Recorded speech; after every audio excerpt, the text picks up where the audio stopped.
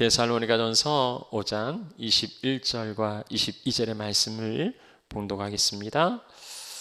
범사에 헤아려 좋은 것을 취하고 악은 어떤 모양이라도 버리라. 아멘. 자, 오늘은 데살로니가전서 20번째 시간입니다. 취사 선택이라는 제목으로 함께 말씀 나누겠습니다. 이제 취사 선택은 그 전기밥솥에서 이게 백미인지 잡곡인지를 정하는 이런 기능을 말하는 게 아니고요. 여기 취사 선택은 이제 여러 가지 가운데에 골라서 쓸 것과 버릴 것을 선택한다는 그러한 의미예요. 자, 우리의 일상은 선택으로 이루어져 있습니다. 뭘 선택하느냐에 따라서 그 결과도 달라집니다. 뭐 선택의 폭이 좁거나 어쩔 수 없이 받아들여야 하는 경우도 있지만 대체적으로는 이제 다양한 선택의 기회가 주어집니다. 그래서 이 옥석이라는데요, 보석과 돌멩이를 잘 구분해야 하죠. 이게 이제 겉모양은 비슷해서 이게 잘 분간하지 않으면 돌멩이를 가질 수도 있어요. 아무리 많은 것을 가지고 있어도 내가 쓸모없는 것을 선택했다면 꽝이에요. 그래서 바르게 분간하고 분별하고 그래서 바른 선택이 있어야 되는데요, 오늘 말씀은 그 취사 선택의 기준이 무엇인지를 우리에게 말씀하고 있습니다. 자, 21절 22절 말씀, 취할 건 뭐고 버릴 건 뭔가? 좋은 건 취하고 악한 건 버리라. 이 말씀 너무나 당연하지 않습니까? 뭐 좋은 것은 취하고 악한 건 버리는 거, 이걸 누가 모르겠어요. 자, 어쨌든 당연한 말씀이지만 우리가 이 말씀 좀 더 살펴보기를 원합니다. 21절 말씀, 범사예라고 말씀하고 있는데요, 범사는 범사예요. 모든 것을 이란 의미지요. 자, 그런데 그 범위에 대해서는 신자들의 삶에 영향을 주는 그 모든 것이라 볼 수도 있겠고, 이제 굉장히 넓혀서 보는 거죠. 이제 그런가 하면 여기 이제 데살로니가전서 5장의 문맥과 관련하여서 본다면은 이제 19절 20절 말씀, 성령의 은사, 특별히 20절에 나오는 이제 예언의 은사와 관련해서 이제 생각해 볼 수도 있겠습니다. 그러니까 많은 게 있지만 헤아려야 된다. 특별히 예언의 말씀도 다 받아들이는 게 아니고 분별해야 된다. 이제 이런 말씀으로 이해할 수 있겠습니다. 헤아리다라는 단어는요, 이제 헬라어로 도케마조라는 단어인데요, 금이나 은을 그 재라는 용광로에 넣어서 진 위를 확인해 보는 단어인데, 이제 시험하다, 검증하다, 아니면 입증하다, 이런 의미를 가지고 있습니다.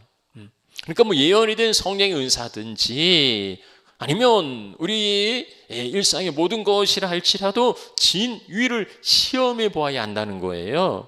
그걸 검증해야 된다는 겁니다. 그래서 그게 하나님께로부터 온 것인지 아니면 악한 영에게서 온 건지 아니면 자기 자신에게서 나온 건지 이걸 분간할 수 있어야 한다. 이건 무분별하게 뭐 다 이것도 좋고 저것도 좋고 그러지 말고 반드시 도끼맞춰 검증, 시험을 해야 한다는 겁니다.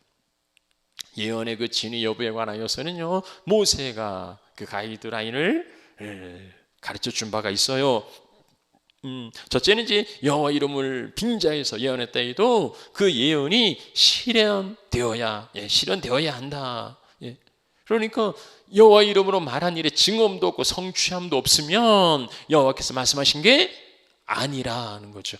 하나님의 말씀은 반드시 이루어지는데 하나님의 이름으로 말했다 할지라도 이루어지지 않으면 그건 여호와께서 말씀하신 게 아니라는 겁니다. 자, 그런데요, 그 말이 성취되었다 할지라도 그 말이 성취되었다 할지라도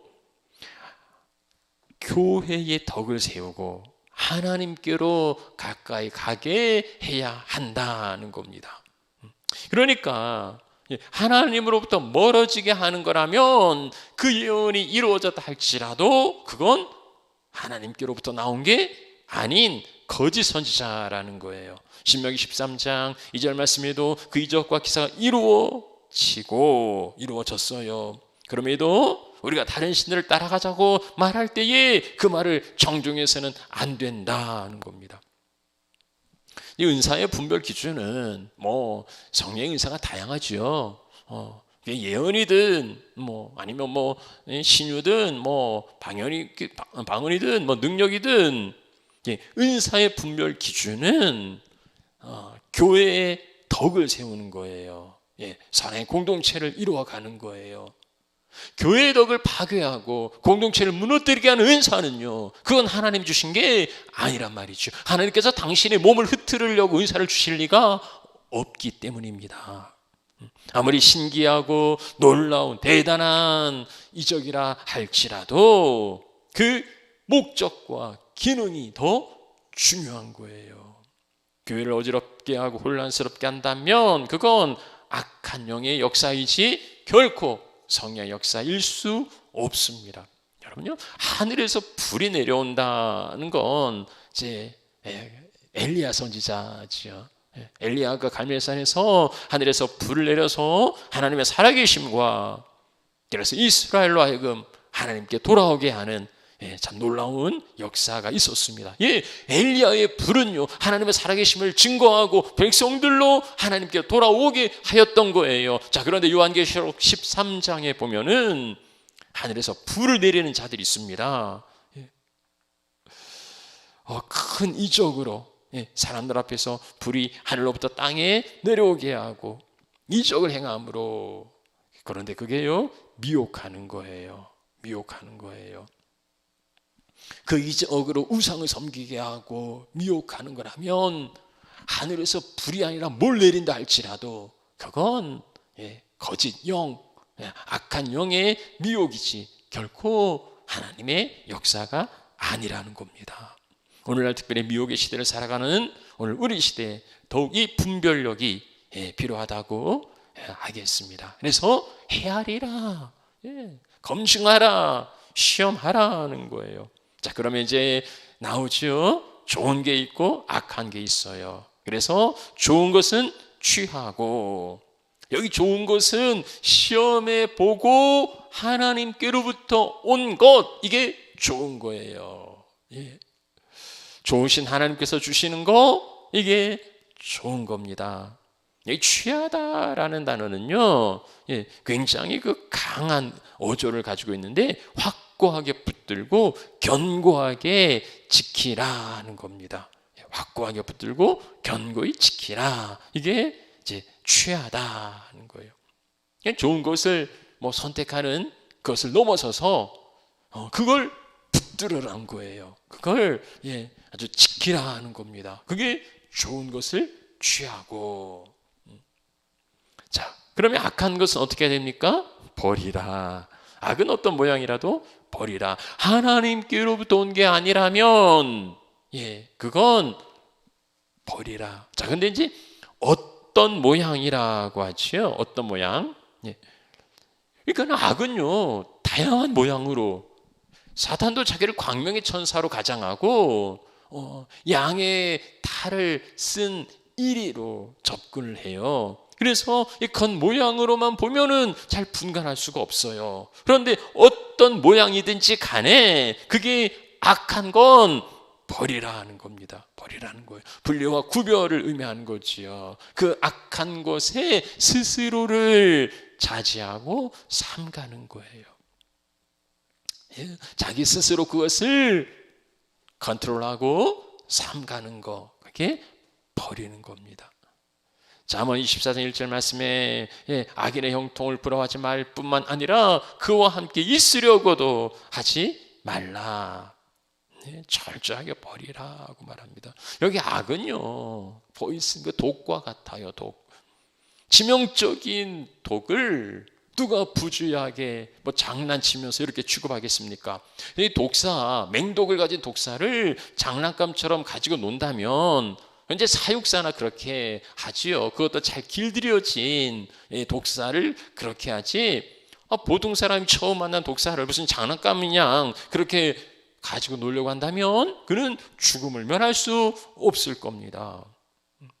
악에 대해서 그렇게 두렵게 생각하고 그렇게 철저하게 멀리해야 된다는 거예요. 조금의 여지나 가능성을 남겨두지 말고 단호하게 뭐 단호박 자르듯이 단호하게 악에 대해서는 그렇게 철저하게 대항을 해야 한다. 히브리 12장 4절 말씀이요, 너희가 죄와 싸우는데 피 흘리기까지 싸워야 하는데 그렇게 하지 않는다고 지금 안타깝게 이야기하는 거 아닙니까? 주님께서 마태복음 18장에요, 이제 복음서에 공이 나오는 말씀인데요, 만약에 네 손이나 팔이 너를 범죄하게 하면 찍어버리라. 네 눈이 너를 범죄하게 하거든 빼어버리라. 손을 자르고 눈을 빼라는 말씀이겠습니까? 그만큼 철저하고 단호하게 대항하라 하는 거죠. 바늘도둑이 소도둑이 된다는 우리말이 있습니다. 아주 작은 거, 하찮은 거, 뭐 별거 아닌 거, 무시해도 될 거, 별로 영향을 끼치지 않는 그 작은 거, 그러나 그게 시작이에요. 어쩌면 큰 것은 경계하고 주의를 기울이지만 뭐 그 정도야, 뭐 그런 건 괜찮아, 이렇게 하찮게 무시한 것들이 이 작은 씨앗이 심기면은 이게 자라난다는 거예요. 죄는요 자라요. 욕심이 잉태하면 죄를 낳고 죄가 장성하면 죽어요. 그 죄를 방치하면 죽어요. 그래서 그 죄의 작은 씨앗을 철저하게 발본색원이라는데 철저하게 뿌리채 뽑아야 되고요. 그리고 여지를 남겨두어서는 안 된다는 겁니다. 그 작은 불, 그 불씨, 옛날 그 불조심 포스터 가운데 그런 게 있어요. 꺼진 불도 다시 보자, 뭐 잔악깨나 불조심, 꺼진 불도 다시 보자 하는데, 이 꺼졌다고 생각하는 그 작은 불씨가 다시 살아나더라는 거지요. 적은 누룩이 순식간에 퍼져갑니다.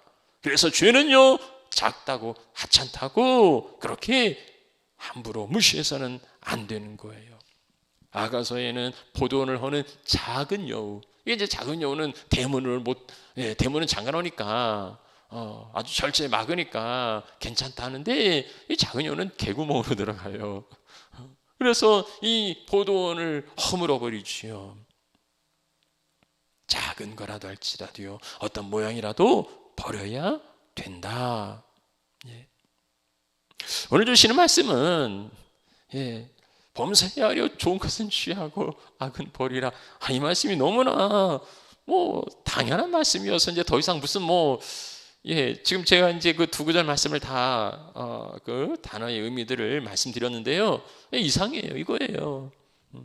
이렇게 당연한 이야기를 굳이 말씀하셨을까 싶은데, 자, 그런데요, 좋은 건 취하고 악을 버리라는 너무나 당연하지만, 다 알고 있지만, 자, 그런데 우리는 그렇게 하느냐? 우리는 당연한 이대로 하느냐? 그렇지 않을 때도 있더라는 거죠. 그렇지 않을 때도 있더라. 범사에 헤아려 좋은 것을 취하라 하는데요. 자, 첫 번째로 우리는 그 좋은 것을 취하기보다는 이익이 되는 것을 취할 때가 있습니다. 어떤 게 선한지 어떤 게 옳은지 그리스도인으로서 하나님이 원하시는 게 무엇인지 모르는 경우도 있지만 대부분은 그걸 모를 리가 없어요. 하나님이 이 상황에서 나에게 원하시는 게 뭐라고, 어느 정도 신앙이 있는 사람들은요 그걸 모르진 않아요. 그러면 우리의 선택이 선하고 의롭고 옳고 하나님이 기뻐하시고 하나님께서 원하시는 일을 선택하는가, 내 이익이 달려 있는데도, 내 이익이 거기 달려 있는데도 그걸 포기하고 선하고 옳고 의로운 하나님이 원하시는 길을 선택하고 있느냐 하는 거지요. 우리 얼마나 그 계산적인지 몰라요. 그 계산도 뭐 오래 걸리지도 않아요. 보면 이게 이익인지 손해인지 금방 나옵니다. 이 타산을 따지는 거지요. 어쩌면은 우리 선택의 기준 1번, 가장 첫 번째 조건이 선하고 옳은가 보다는 이익이 되는지 아니면 손해가 나는지를 따질 때가 더 많이 있는 것 같아요. 나에게 이익이 되면 선택하지만 아무리 선한 일이라 할지라도 나에게 유익하지 않으면, 나에게 이익이 없으면 소극적이 되기도 합니다. 뭔가 베네핏이 있을 때, 뭔가 보상이 주어질 때에, 뭔가 대가가 있을 때에 우리는 그 일을 하지만 그 대가도 당장에 주어져야지 뭐 나중에 하늘나라에서 그건 뭐 없는 거나 마찬가지라고 생각하는 경우도 많이 있습니다. 치열한 서바이벌, 자본주의에서 살아남으려면 뭐 어쩔 수가 없겠다, 그렇게 살아갈 수밖에 없겠다 싶으면서도, 그러나 하나님 나라에서는 그 자본주의 논리로 살아서는 안 되는 거예요. 하나님이 왕이시고 주인이시지 그 자본이 우리를 살게 하는 게 아니라는 겁니다. 당연하다 하는데요, 당연한 게 뭡니까? 이게 사람마다 다 다른데, 우리 그리스도인들에게, 여러분들에게 당연한 건 뭡니까? 세상에서는요, 세상 사람들은 당연히 이익이 되는 게 당연한 거라고 말할지 모르지만, 하나님의 백성들에게서 당연한 건 선하고 옳은 길이에요. 선택의 기준은 그 한 가지예요. 선한가 옳은가, 하나님이 원하시는가, 하나님이 기뻐하시는가, 그 한 가지 기준이에요. 그 길에 재물이 따라붙지 않을지는 모르지만, 따라붙지 않을 수도 있지만, 그러나 그 길은 하나님이 함께 하시는 길입니다. 선하고 의로운 길에는 주님이 인정하시고 그리고 칭찬하세요.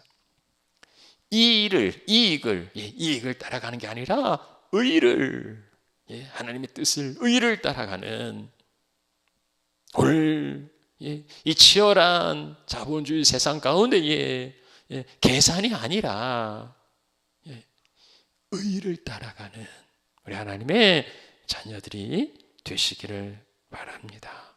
자, 그리고 또 한 가지 생각해 볼 게 있어요. 우리는 좋은 것을 취하기보다는요, 쉽고 편한 것을 취할 때가 있습니다. 그러니까 쉽고 편한 걸 좋은 것이라고 생각하는 거지요. 어느 정도 경제적인 안정을 얻었다면 그 다음에 사람들이 추구하는 것은 이제 그 모아놓은 안정된 걸 누리는 삶이에요. 먹고 살만하면 이제 사람들의 관심사는 레저에 있지요. 레저 생활이에요. 워라벨이라는데 워킹과 라이프의 그 밸런스를 맞추겠다는 거지 않습니까? 그러나 밸런스를 맞추는 것보다는 어쩌면 라이프를 더 중요시하겠다는 의지죠. 우리는 그동안 워킹을 위하여서 라이프는 희생했습니다. 당연히 워킹이 우선이었죠. 왜냐하면 먹고 살아야 되니까. 자, 그런데 이제 먹고 살만 하니까는요, 사람들은 이제 어떻게 밥만 먹고 사느냐고. 그래서 밥은 당연한 거고 이제는 좀 누릴 수 있어야 되겠다는 거지요. 오늘날 세상의 사람들은 뭐 남들이 어떠하든지 간에 내 가진 것 가지고서 내가 누리는데, 그게 뭐 하면서 향락과 쾌락 산업이 번창하고 있습니다. 평생 누려도 다 못 누릴 건데 뭐 고생할 일 뭐 있나, 놀고 즐기자고 그렇게 생각합니다.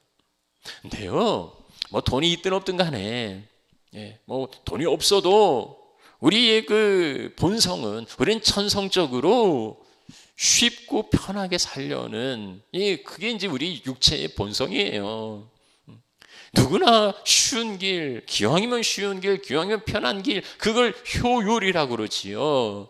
뭐 될 수 있으면 힘 안 들이고 돈 안 들이고 쉽게 갈 수 있으면 좋겠다고 누구나 생각을 합니다. 그런데 주님께서는 우리에게 효율적으로 살아가라고 말씀하시지 않아요.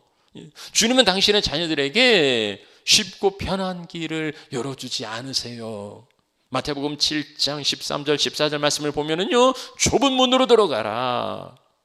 멸망으로 인도하는 문이 크고 길이 넓다는 거예요. 그러나 생명으로 인도하는 문은, 주님께서 인도하시는 그 생명의 길은 좁고 협착하고, 그래서 찾는 이도 적다고 말합니다. 여러분요, 쉽고 편한 길은 누구나 걸어가지요. 예.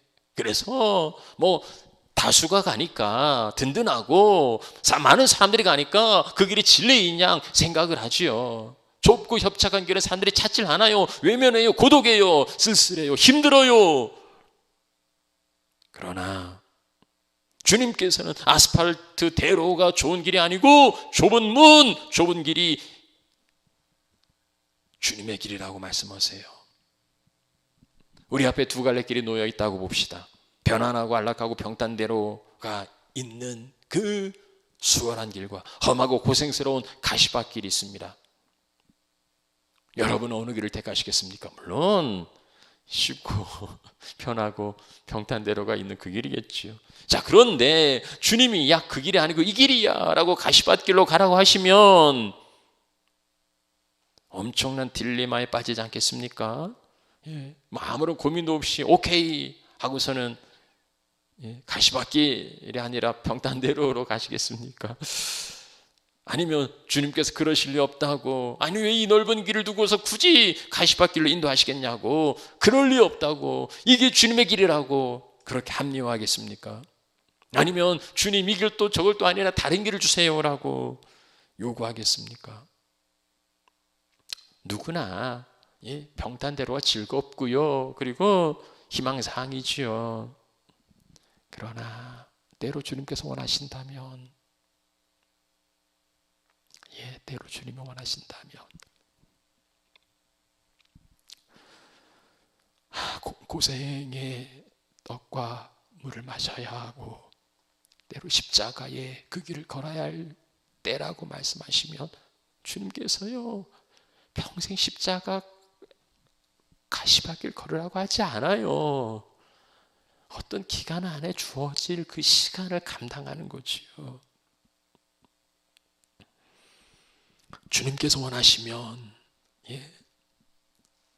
쉬운 길, 편한 길이 있다 할지라도 그거 포기하고 주님이 주신 게 좋은 거니까 주님이 가라 하시는 그 길을 믿음으로 순종하며 걸어갈 수 있으면 좋겠습니다. 자, 세 번째는요, 우리는 좋은 것을 취하기보다는 때로 쓸모없는 쓰레기를 취할 때도 있어요. 여러분은 그러지 않으세요? 아이고 무슨 정신 나간 사람도 아니고 바보도 아닌데 무슨 쓰레기를 가지고서 좋아하겠냐고.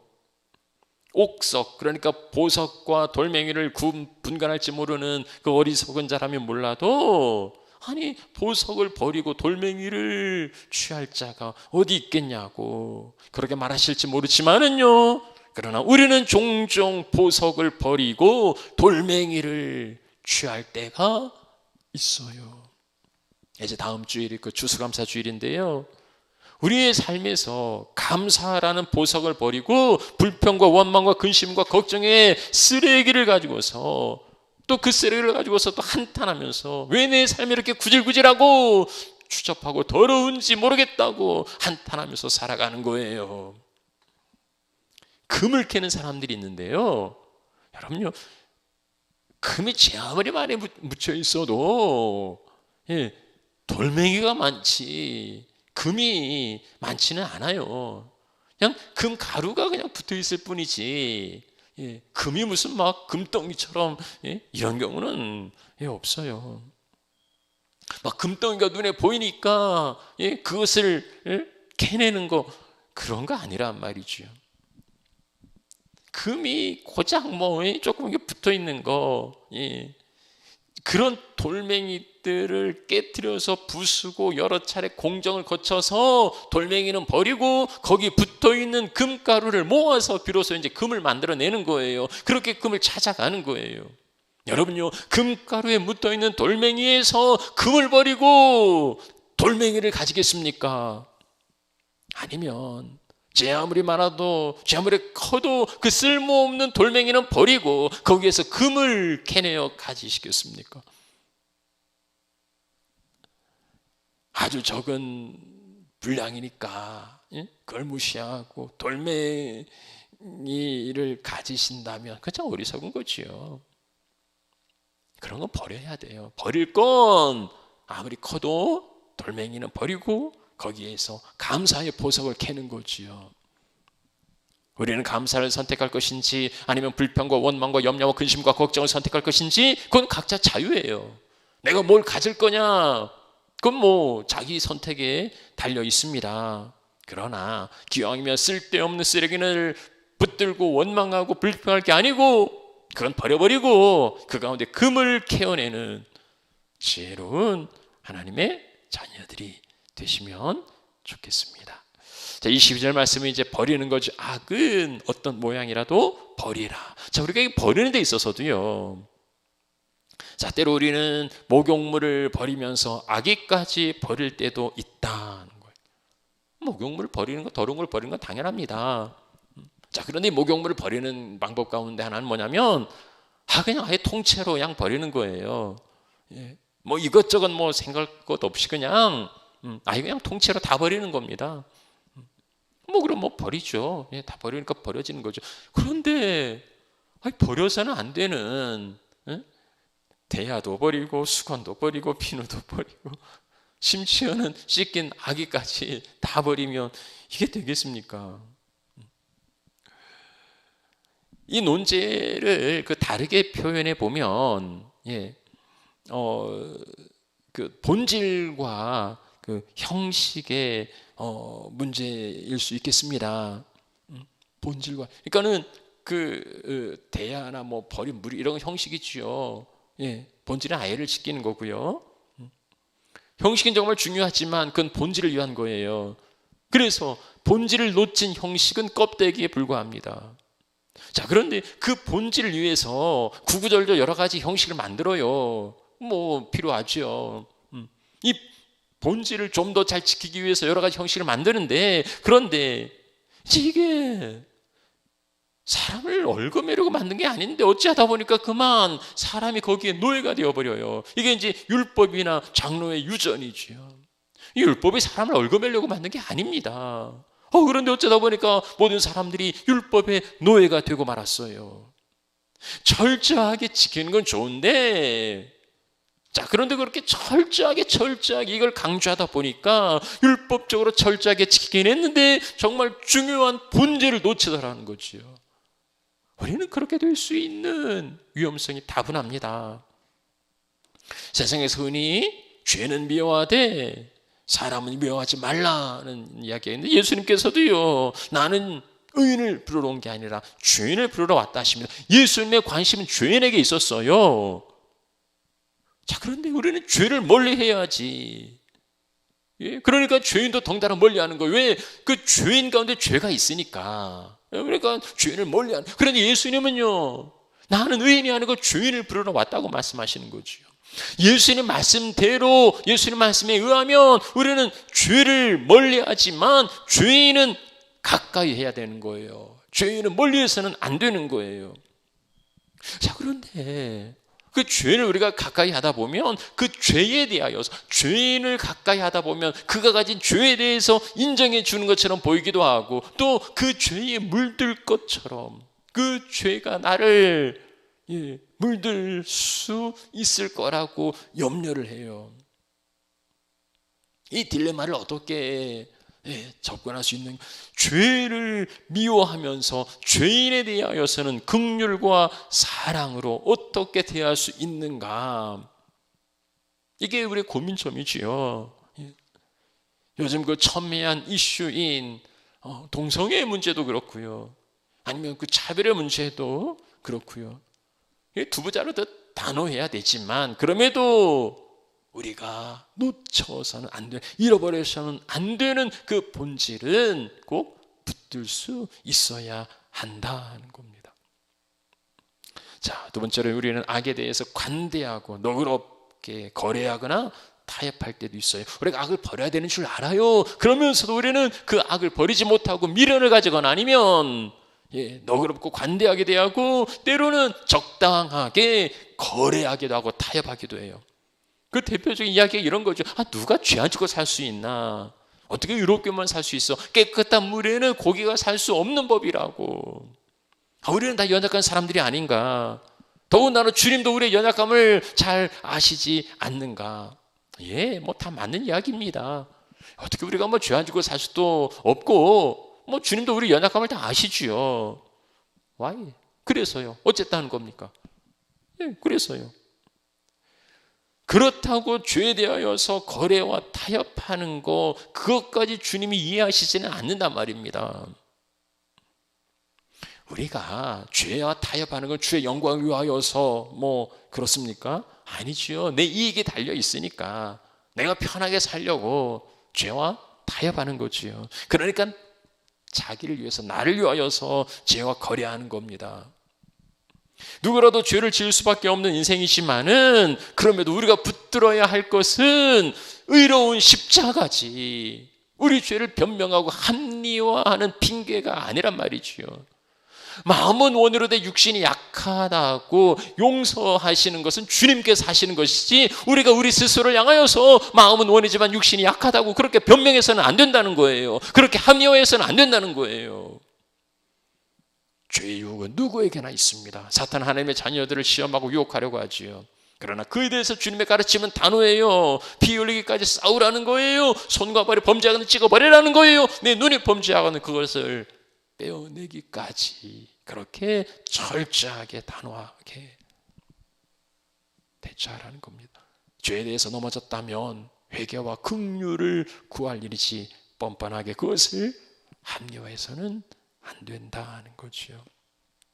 악에 대해서 관대하고 너그럽고 거래하고 타협하는 게 아니라 우리는 철저하게 그 모양이라도 다 버려야 하겠습니다. 말씀 맞히지요?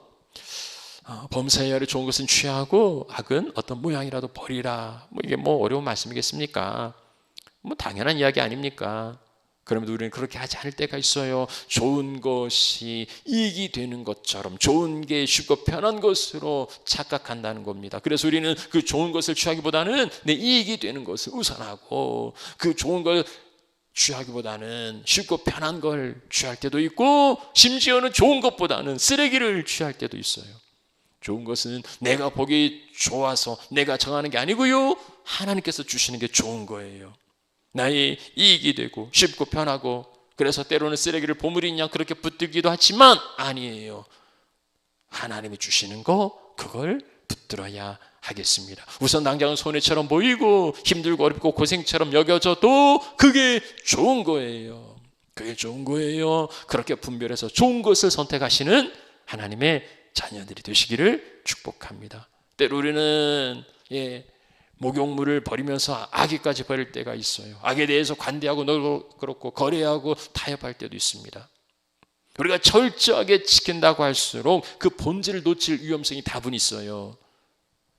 악은 어떤 모양이라도, 그러니까 위장하고 포장한다 할지라도 넘어가서는 안 되지만, 그럼에도 그 본래의 본질마저, 의미마저, 의도마저 버려서는 안 된다는 거예요. 죄를 미워하는데 죄인은 사랑하라. 이 말씀을 우리가 어떻게 받아야 하는지 고민이 필요한 부분이지요. 나의 이익과 별리가 달려있기에 거래하고 타협하려는 생각은요, 철저하게 버려야 합니다. 그래서 범사에 하려서 좋은 것은 취하고 악은 어떤 모양이라도 버리는 그런 하나님의 자녀들이 되시기를 축복합니다.